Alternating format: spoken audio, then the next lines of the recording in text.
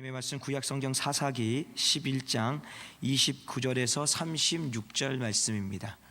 구약성경 사사기 11장 29절에서 36절 말씀입니다. 다 찾으셨으면 우리 한 절 한 절 교독하도록 하겠습니다.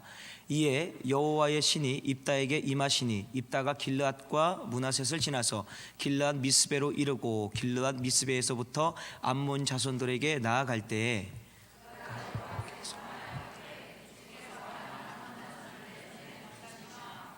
내가 암몬 자손에게서 평안히 돌아올 때에 누구든지 내 집 문에서 나와 나를 영접하는 그는 여호와께 도릴 것이니 내가 그를 번제로 드리겠나이다 하니라.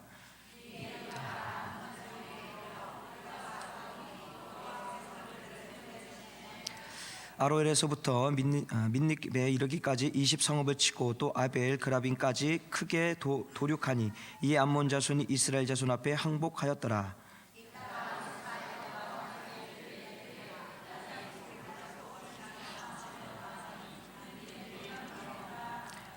입다가 이를 보고 자기 옷을 찢으며 가로되 슬프다 내 딸이여 너는 나로 참담케 하는 자여 너는 나를 괴롭게 하는 자 중에 하나로다. 내가 여호와를 향하여 입을 열었으니 능히 돌이키지 못하리로다.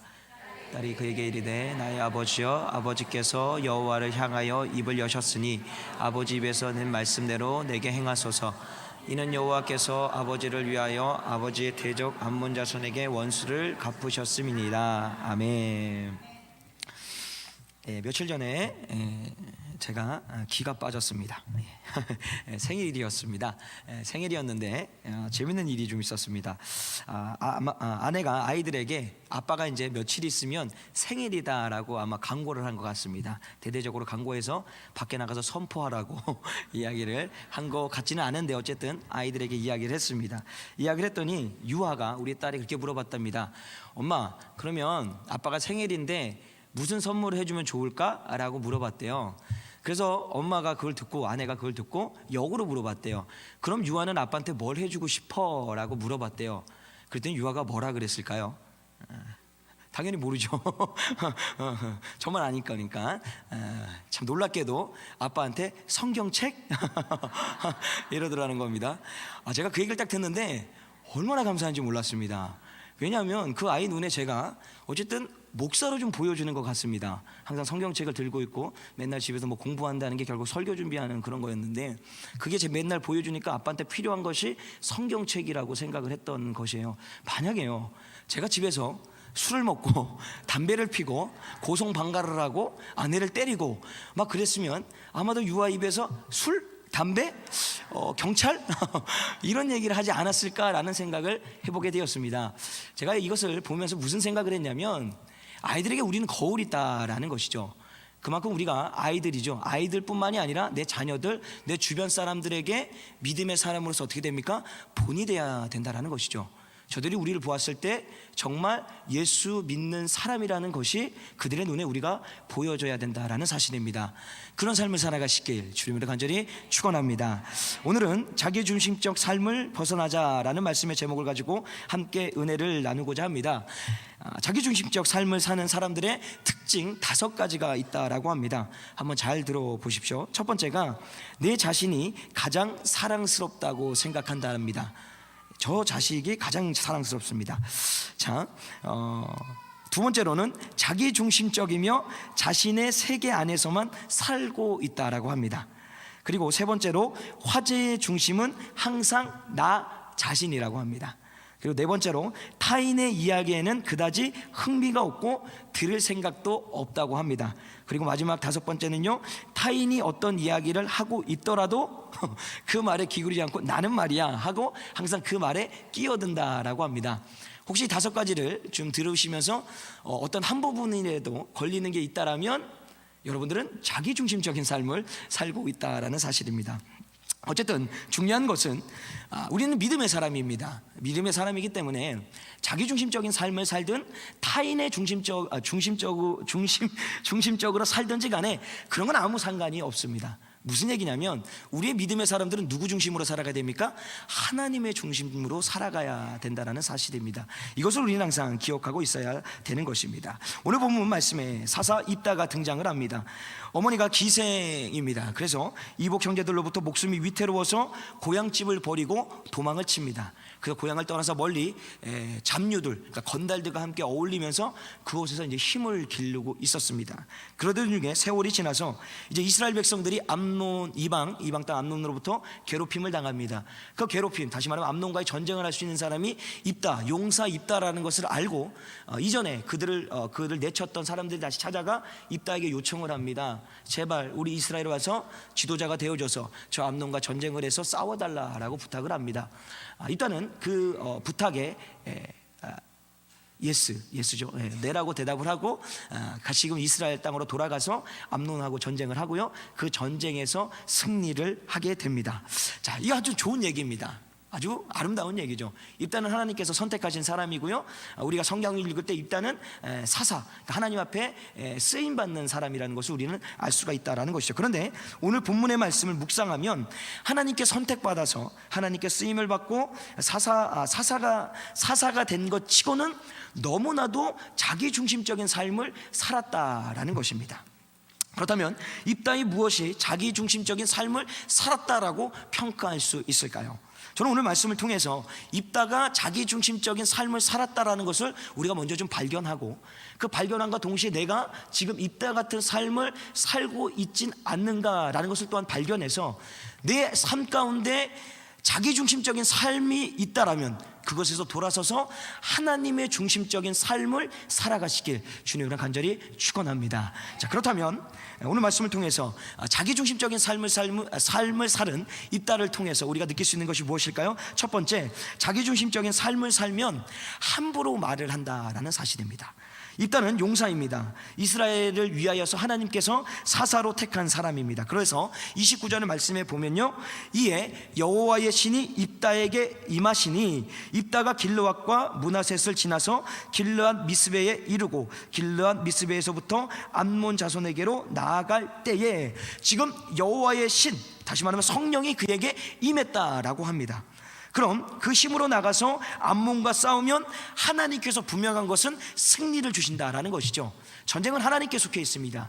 이스라엘 백성들의 역사를 보면 그들이 어떤 힘과 무기로서 전쟁에서 승리를 하는 것이 아니라 하나님의 강권적인 역사로 인하여서 그들은 항상 전쟁에서 승리하는 것을 볼 수가 있다라는 것이죠. 그렇다면 입다는 주의 영이 임했기 때문에 그것을 믿고 하나님만 전적으로 의지하고 나아가 싸우면 무조건 이길 수 있다라는 겁니다. 승리가 보장되어 있었습니다. 그런데요, 입다는 오늘 본문 30절 31절 말씀에 보면 이렇게 고백을 합니다. 그가 여호와께 서원하여 가로되 주께서 과연 암몬 자손을 내 손에 붙이시면 내가 암몬 자손에게서 평안히 돌아올 때에 누구든지 내 집 문에서 나와서 나를 영접하는 그는 여호와께 돌릴 것이니 내가 그를 번제로 드리겠나이다.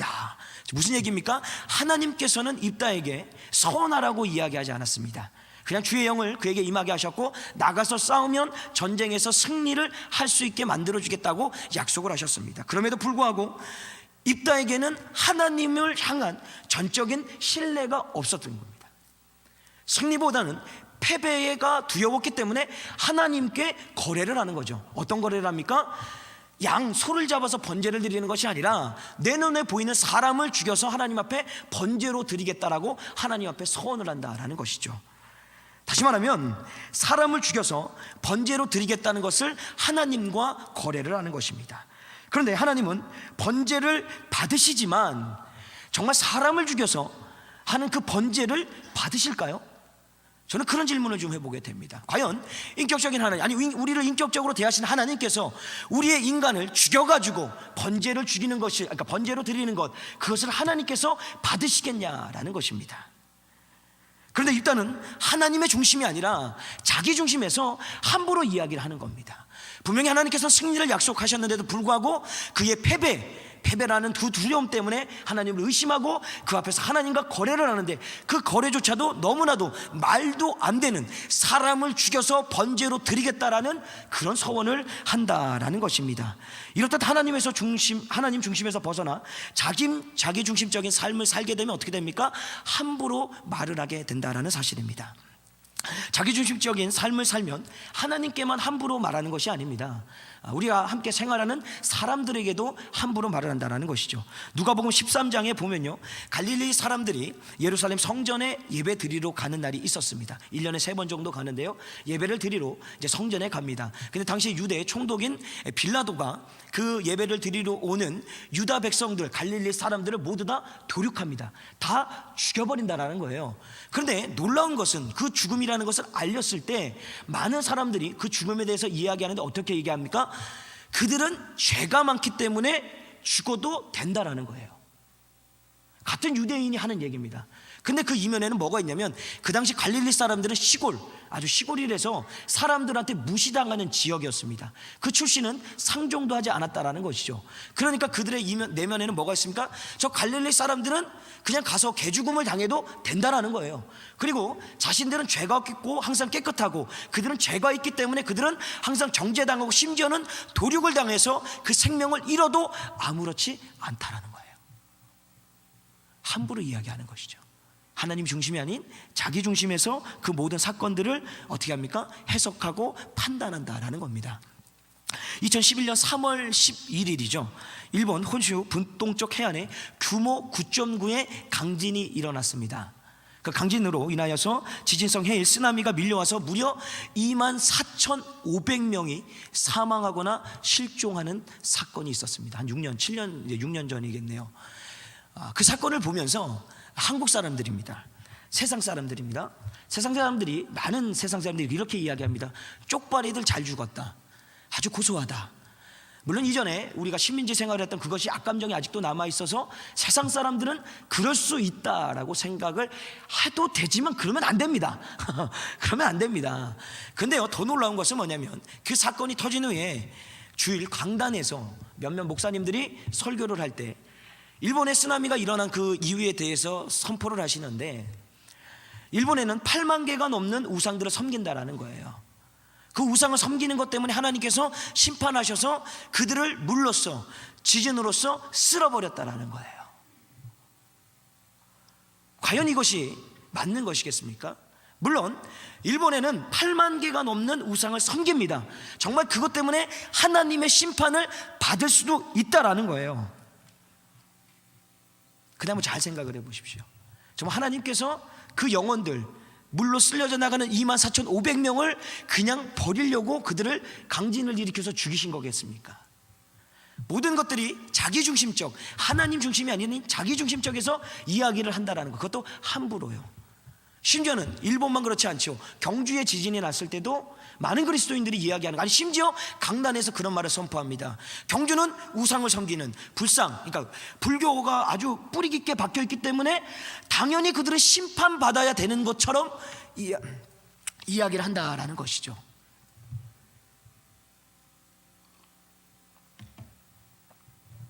만약에요, 일본에 쓰나미가 났을 때, 또 경주에 지진이 났을 때 우리의 가족 중에, 우리의 친지 중에 그곳에 있다가 쓰나미로 쓸려 죽거나 지진이 나서 죽었다라고 한번 생각을 해보십시오.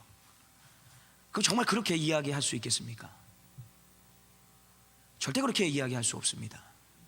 그럼에도 불구하고 믿음의 사람들이 자기중심적으로 자기가 스스로 해석을 해서 그들은 당연히 꼭 죽어야 되는 것처럼 이야기를 한다라는 것이죠.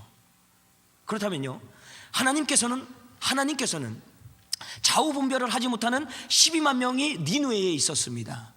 그 12만 명을 살리기 위해서 요나를 부르셨는데, 요나가 불순종하니까 풍랑을 일으켜서 밥이 되게 하시고, 또 그에서 배탄에서 다시금 니느웨로 갈 수 있도록 몰아가셨다라는 거예요.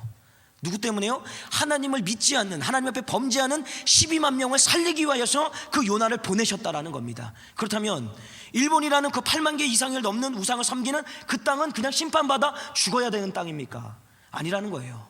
그들도 구원받아야 되는 사람들이라는 거예요. 우리를 통해서 복음을 듣고 예수 그리스도를 믿고 천국 백성이 되어야 되는 사람들이라는 거예요. 근데 많은 그리스도인들이 자기중심적으로 그 모든 사건들을 해석을 해서 그들은 당연히 죽어야 되는 것처럼 이야기를 한다는 겁니다. 물론 그럴 수도 있습니다. 그들이 우상을 너무 심하게 섬겨서 심판을 받을 수도 있지만, 하나님이라면, 우리를 인격적으로 대하시는 하나님이라면 과연 그렇게 인간을 쓸어버리시겠냐라는 겁니다.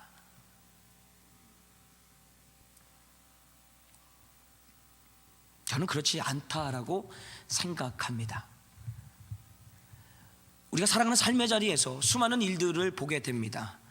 입다가 하나님 앞에 함부로 서원하는 것, 함부로 말하는 것은 결국 하나님에 대한 전적인 신뢰가 없기 때문에 그는 하나님 앞에 함부로 서원을 한다는 거죠. 마찬가지로 우리가 살아가는 삶의 자리에서 우리가 하나님이 전능하지 못한 것이 아니라 우리가 믿음이 없기 때문에 하나님 앞에 함부로 이야기하거나, 심지어는 그 전능하신 하나님의 마음을 헤아려 보지도 않은 채로 그냥 내 생각과 내 마음대로 판단하고 기준 삼아서 사람들을 비난하고 비판하고 정죄하고 있는지도 모른다라는 사실입니다.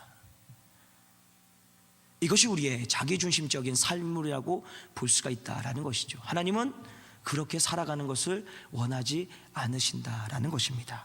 두 번째로, 자기중심적인 삶을 살게 되면요, 항상 남의 탓을 한다라는 사실입니다. 일단은 암몬과의 전쟁에서 승리를 하고 이제 미스바로 돌아옵니다. 그리고 그가 서원한 대로 누구든 가장 먼저 나오는 사람을 하나님께 번제로 드리고자 합니다. 그런데요, 오늘 본문 34절 말씀에 보면 이렇습니다. 입다가 미스바에 돌아와 자기 집에 이를 때에 그 딸이 소고를 잡고 춤추며 나와서 영접하니 이는 그의 무난 동료라. 누가 가장 먼저 나옵니까? 무난 동료, 딸이 춤을 추며 소고를 치며 나와 아버지를 맞이하는 거예요. 아마도 입다 입장에서는 자신이 전쟁을 하러 나갈 때, 하나님 앞에 서원할 때 그 마음 가운데, 생각 가운데 그런 마음이 있어서 절대 우리 딸이 가장 먼저 나올 것이라고는 생각하지 않았을 거라는 거예요. 근데 이걸 돌려서 생각해 보면요, 사람을 죽여 번제로 드리겠다라는 거면 다른 사람은 그럼 되냐는 거예요. 입다는 그런 입장인 거예요. 자기 딸만 아니면, 다시 말하면 우리 딸만 아니면 누구든지 나오면 번제로 드리겠다라는 거죠.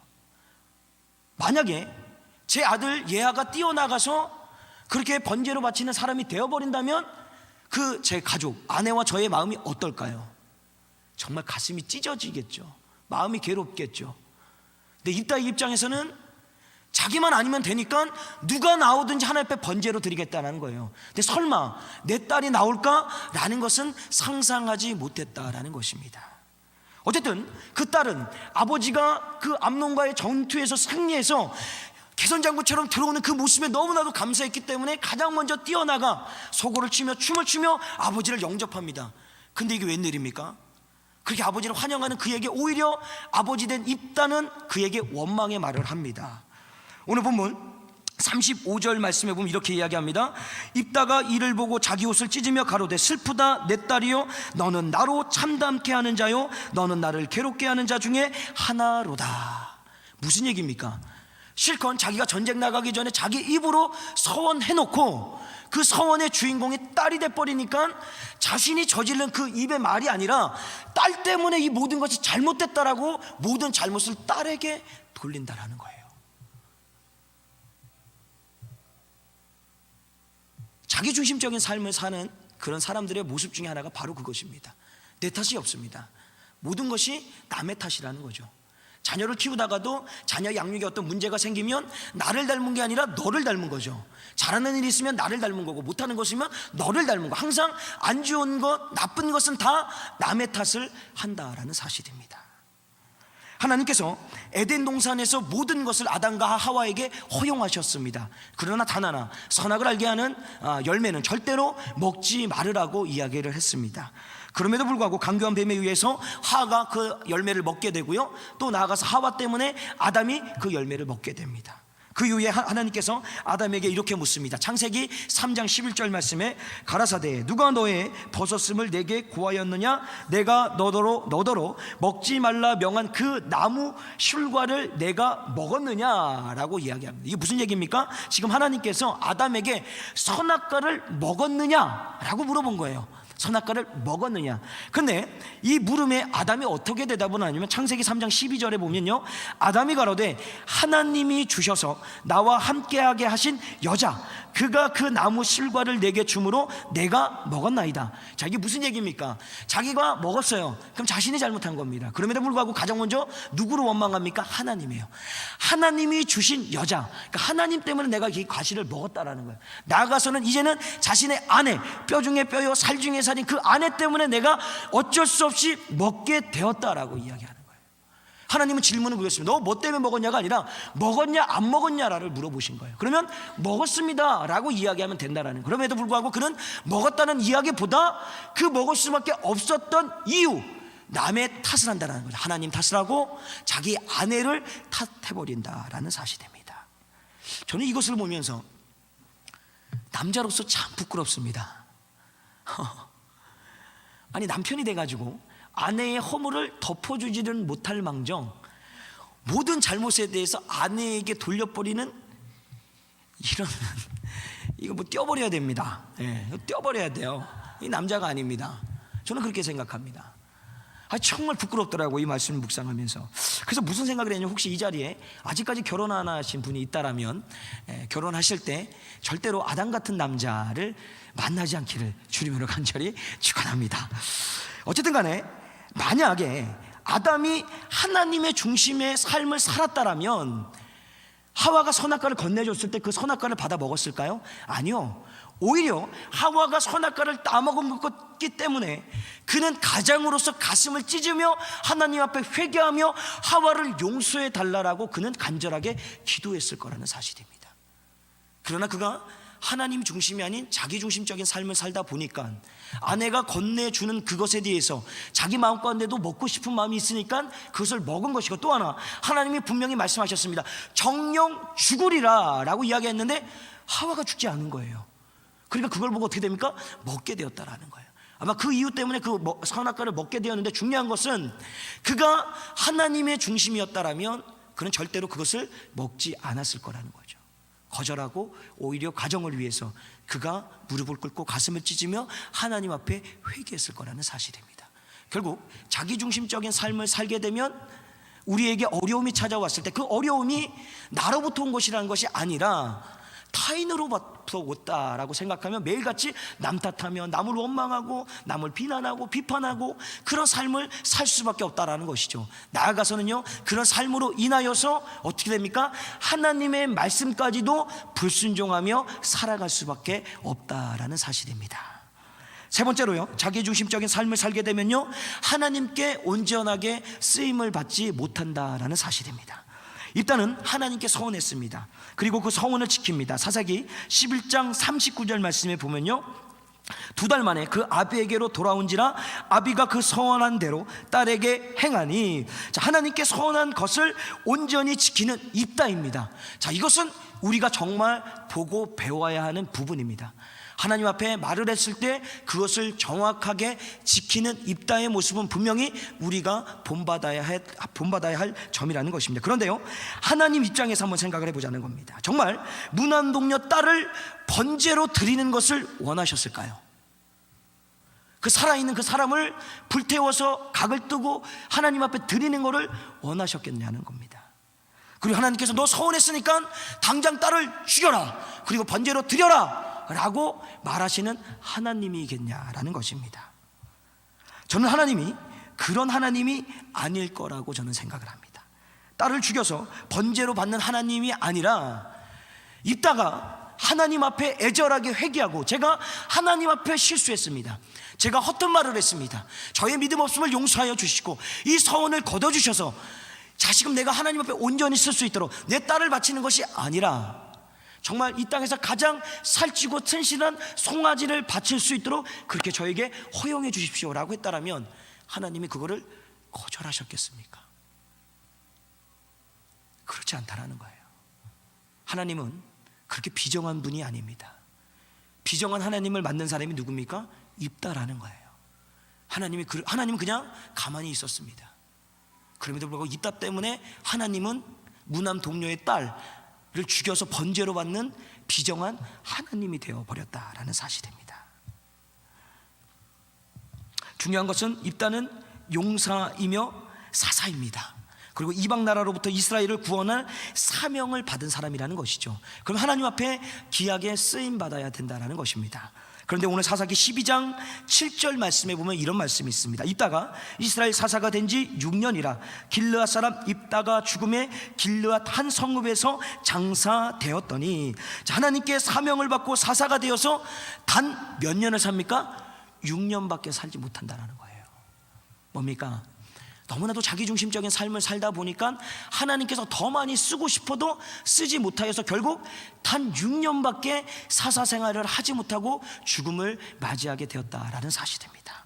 전에 사역하던 교회에 한 부목사님이 있었습니다. 그 부목사님이 참 주변에 있는 부사역자를 힘들게 했습니다.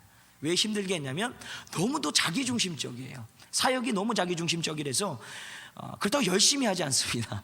열심히 하진 않는데도 불구하고 모든 사역을 맡기면 자기중심적으로 해석을 하고 담임 목사님 의도에서 절대로 벗어나서 모든 일을 행해 나가는 겁니다. 그렇다고 일을 또 깔끔하게 마무리 짓는 것이 아니라 항상 뭔가를 흘려놔서 나머지 사역자들이 그 나머지 뒤치다거리를 해야 되는 그런 목사님이 있었습니다. 그러던 어느 날 저 그때 사역하던 교회는 제자훈련하는 교회라서 그 제자훈련하는 기간 동안에 1박 2일 수련회가 있습니다. 뭐 영성 수련회 같은 그 수련회가 있는데 그 수련회 준비 총괄을 그 이제 목사님한테 담당을 시킨 겁니다. 근데 저희 부사역자, 다른 부사역자들이 마음이 불안불안한 겁니다.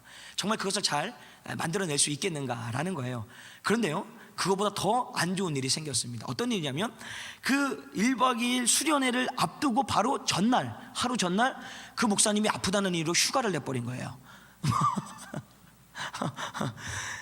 그 순간 어떤 생각이 들었냐면 일부러 준비가 안 돼서 이거 깨병 부리는 거 아니야? 이런 생각까지 드는 거예요. 물론 그렇게 생각하면 안 되지만 인간인지라 연약한지라 저만 그렇게 생각한 것이 아니라 모든 사람들이 그렇게 생각한 거예요. 거기까지는 좋았는데 이제 그 일을 처리할 사람이 없는 거예요. 그 담임 목사님이 부사역자를 불러서 이야기합니다. 이 일을 어쨌든 간에 누군가 맡아서 해야 되는데 조 목사 하지 않겠는가? 왜 하필 나야? 그 많은 사람이 있는데 왜 나냐고 라고 말하지 못하고 예 알겠습니다, 그렇게 하도록 하겠습니다 하고 이제 그걸 어떻게 하면 부랴부랴 준비를 해야 되는데 딱 가는데 정말 감사한 거는 아무것도 준비가 안 돼 있어가지고 그냥 처음부터 하면 되는 거였어요. 그래서 처음부터 이전에 했던 것 가져와서 막 준비를 하고 밤늦게까지 그걸 준비를 해가지고 집에 제가 한 그때 당시 2시에 아마 들어갔던 것 같아요. 준비를 다 해놓고 2시에 들어갔는데 아내가 마침 안 자고 이 사랑하는 남편을 또 기다리고 있던 겁니다. 물론 사랑해서 기다렸는지 잠이 안 와서 그런지 모르겠지만 기다려서 앉아있는, 이제 와서 씻고 나왔는데 이제 제가 어떤 이야기를, 저희는 밤에 좀 이렇게 얘기를 많이 합니다. 이야기하는 가운데 제가 진짜 웬만하면 교회 사역에 대해서 이야기를 잘 안 합니다. 혹시 아내가 선입견을 가질까 봐 이야기를 안 하는데 그날따라 너무 내가 화가 나가지고 막 불평불만을 토로했습니다. 그 아이고 얘기하면 안 되죠. 그 목사님이 그런 일을 벌이고 지금 아프다고 휴가를 내서 도망쳐서 그거 내가 온팡 뒤집어 썼다고, 완전 똥 싸고 뭉개놓고 도망가가지고 내가 그 똥 다 치워야 된다고 막 불평불만을 제가 막 해낸 거예요. 그랬더니 아내가 저한테 그 얘기를 다 듣고 하는 얘기가 뭔지 아십니까? 여보 잘 한번 생각해 보라는 거예요. 뭐를? 그 목사님은 이름을 잠깐, 그 목사님은 지금 하나님께서 쓰시고자 하는 이 자리가 있었다라는 거예요. 그런데 갑자기 육신의 질병이 찾아와서 하나님이 쓰시고자 하는데도 불구하고 쓰임받지를 못한다라는 거예요. 근데 당신은 쓰겠다고 얘기하지 않으셨는데도 불구하고 왠지 당신이 그 자리에 있어서 지금 쓰임받고 있는 거 아니냐라는 거예요. 이게 누가 목사인지 모르겠는 거예요. 그 얘기를 듣는데 지금까지 한참 동안 내 입에서 불평불만했던 그 모든 것들이 너무 부끄러운 거예요. 근데 그 얘기를 들으면서 제 마음 가운데 있었던 미움들, 불평불만들이 한꺼번에 사라지는 거예요. 그래, 내가 쓰임받는 거구나, 하나님의 일에서 내가 쓰임받는 거구나 라는 그런 마음이 제 안에 찾아온 겁니다. 무슨 이야기입니까? 입다, 지금 제가 소개한 이 목사님은 하나님께서 분명히 쓰시고자 하셔서 기름 부은 사사고요, 기름 부은 종이라는 거예요. 그런데 하나님께서 쓰시고자 하실 때 그들은 영원히 쓰임받지 못했다라는 겁니다. 왜요? 항상 자기중심적인 삶을 살아왔기 때문에, 하나님이 중심이 아닌 자기 중심에서 자기의 생각대로 자기 멋대로 살아왔기 때문에 하나님이 쓰고자 하지만 너무나도 자신의 생각이 컸기 때문에 하나님의 생각이 들어갈 수 없기에 그들은 하나님 앞에 쓰임받지 못했다라는 사실입니다. 분명한 것은 믿음의 사람은 자기중심적인 삶을 살아서는 안 된다라는 것이죠. 우리는 오직 하나님의 중심적인 삶을 살아가야 한다라는 것입니다. 육신의 몸을 입고 이 땅에 온 인류를 구원하기 위하여서 오신 분이 누구십니까? 예수 그리스도이십니다. 오늘 말씀을 마무리하면서 이 예수 그리스도 통하여서 우리가 정말 깨닫고 배워야 될 게 있다라는 것입니다. 그분이 이 땅 가운데 오신 목적은 죽기 위하여서 이 땅에 오셨다라는 겁니다. 다른 거 없습니다. 영광을 받기 위해서, 부귀 영화를 누리기 위해서 오신 것이 아니라 그냥 죽기 위하여서 오셨다라는 거예요. 자기 앞날에 어떤 일이 일어날지에 대해서도 분명히 다 아시는 전능하신 분이라는 거예요. 근데 그분께서 그 3년 반년 동안에 공생애 하는 사역 가운데 예수는 없었습니다. 오직 하나님뿐이에요. 말씀을 전할 때도 하나님, 병자를 고칠 때도 하나님, 귀신을 쫓아낼 때도 하나님, 오직 하나님의 영광과 하나님의 이름을 높이기 위해서 그는 평생을 사역하고 살아왔다는 것이죠. 심지어는요, 분명히 제자들이 내가 로마 병사에게 잡혀갈 때 나를 모두 버리고 도망갈 거라는 그 사실조차도 알고 있었습니다. 누가 배신할지도 다 알고 있었습니다. 그럼에도 불구하고 제자들 향해서 한 번도 원망하거나 꾸짖거나 하지 않았다는 것. 심지어는 그들이 다 버리고 도망가고 다시 부활하신 이후에도 그 제자들 다시 찾아가서 꼭 인생이 실패한 낙오자 된 그 인생들을 다시금 손잡아 주셔서 일으켜 세워주셔서 다시금 제자 삼아 주시고 그들이 평생 복음의 사역자로 살아갈 수 있게 만들어 주셨다라는 사실입니다. 나아가서요, 마태복음 26장 67절 말씀에 이런 말씀이 있습니다. 이에 예수의 얼굴에 침을 뱉으며 주먹으로 치고 혹은 손바닥으로 때리며 라는 말씀이 있어요. 예수님이 붙잡혀 가십니다. 수많은 이스라엘 백성들, 유대인들로부터 어떻게 합니까? 침을 뱉음을 당하세요. 때림을 당하십니다. 손가락질을 당하십니다. 그리고 로마 병사들로부터는요, 마태복음 27장 29절 31절 말씀에 이 말씀이 있습니다. 가시만류관을 엮고 그 머리에 씌우고 갈대를 그 오른손에 들리고 그 앞에서 무릎을 꿇고 희롱하여 가로되 유대인의 왕이여 평안할지어다 하며 그에게 침을 뱉고 갈대를 빼앗아 그의 머리를 치더니 희롱을 다한 후에 홍포를 벗기고 도로 그의 옷을 입혀 십자가에 못 박으려고 끌고 나가니라. 육신을 괴롭힙니다. 정신적으로 고통을 줍니다. 희롱하고 조롱한다라는 것입니다. 그런데요, 예수님은 이 모든 것을 참아내십니다. 심지어는요, 누가복음 23장 34절 말씀에 보면 이렇게 이야기하십니다. 이에 예수께서 가라사대 하나님이여 저희를 사하여 주옵소서 자기의 하는 것을 알지 못함이니라 하시더라.